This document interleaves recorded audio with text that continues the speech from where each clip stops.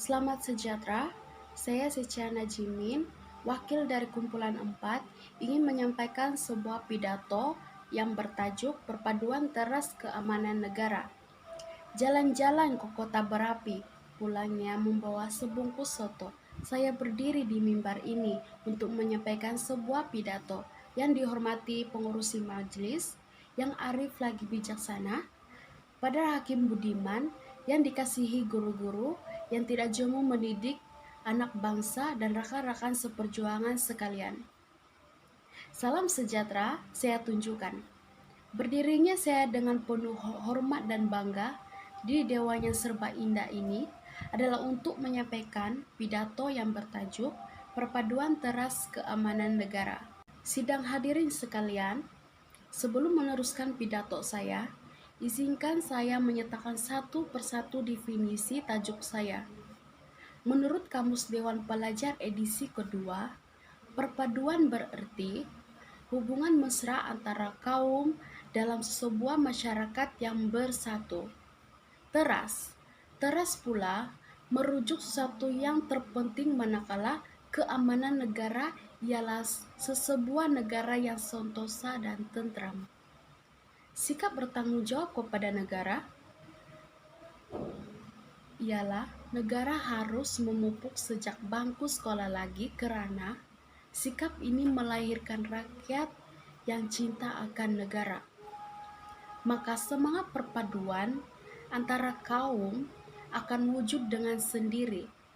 5 prinsip rukun negara juga harus dijadikan landas serta amalan hidup kita seharian.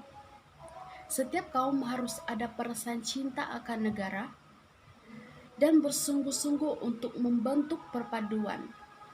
Apabila ada perasaan perpaduan ini, maka mudahlah pihak kerja sama menjalankan pembangunan untuk negara.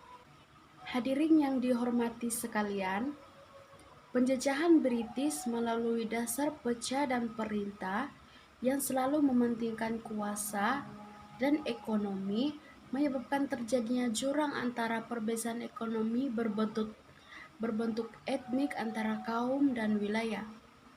Banyak kaum yang terasa tidak dapat pembelaan dan peluang sewajarnya yang mereka dapat. Dalam kampanye 1969, terdapat parti-parti politik yang menimbulkan isu-isu sensitif yang melibatkan antara kaum. Kehilangan 2 parti majority, parti perikatan dalam pilihan raya umum tersebut. Tambahan pula, kelantangan beberapa pemimpin parti pembangkang dan yang menyokong mereka yang boleh menimbulkan perasaan saling membenci di kalangan rakyat berbilang kaum. Kemudian manifesti, perbuatan dan ucapan yang melibatkan sesuatu terjadi, yaitu perkauman ini ialah peristiwa berdarah 19 Mei 1996. Peristiwa ini menunjukkan bahwa perpaduan nasional sukar untuk dicapai sekiranya mempunyai jurang perbezaan yang terlalu besar, termasuk dari segi ekonomi, politik, sosial antara semua kaum. Oleh itu, pada bulan Januari 1970, Majelis Perundangan Negara MPN telah temukan fungsi utama majelis ini ialah meneliti isu-isu perpaduan negara serta mencari jalan untuk menyelesaikannya. Antara hasil utama majelis ini ialah rukun negara dan darah ekonomi baru. Warga dewan yang dihormati, para pemimpin negara kita saban hari dan setiap ketika menyuruh rakyat Malaysia membentuk benteng pertahanan yang teguh menentang ansir-anasir luar. Hubungan dan kerjasama yang erat akan memastikan negara Malaysia terus maju dalam bidang politik, ekonomi, dan sosial. Sekiranya perkara ini tidak memberi perhatian, harapan dan inspirasi pemimpin kita pada masa lalu akan menjadi angan-angan Madjenin sahaja. Perjuangan Tunku Abdul Rahman, Tun Tan Cheng Loh, dan Tun Sabatan akan sia-sia saja. Justru sebagai seorang rakyat Malaysia yang mempunyai jati diri yang tinggi dan berhati wajah, kita haruslah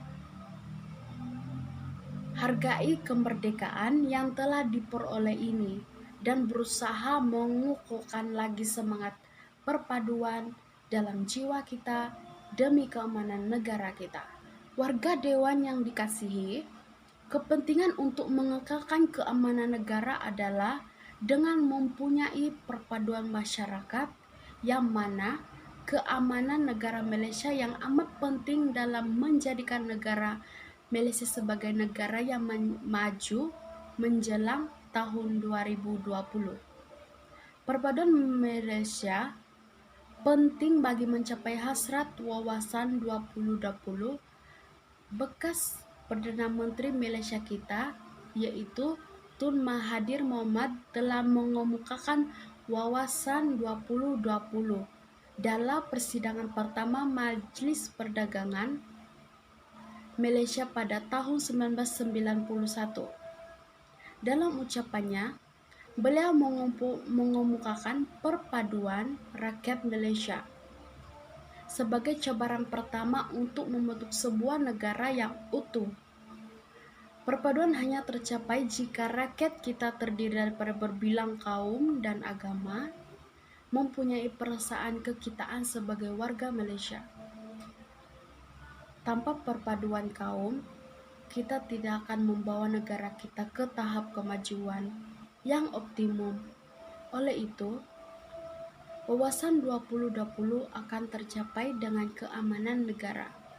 Konklusinya, perpaduan dalam teras keamanan negara merupakan elemen penting dan harus diberikan perhatian karena pemupukan hubungan etnik antara masyarakat adalah amat penting bagi negara kita yang bermasyarakat majmuk serta menjamin kestabilan ekonomi dan politik. Hubungan kaum yang harmoni adalah kunci kepada keamanan negara dan kestabilan negara. Bagi mencapai kemajuan, negara memerlukan rakyat yang dedikasi dan komited untuk melaksanakan tugas dan tanggung jawab masing-masing. Justru, negara kita pada masa sekarang berada dalam proses pembangunan yang akan menghadapi berbagai cabaran dan rintangan global yang besar.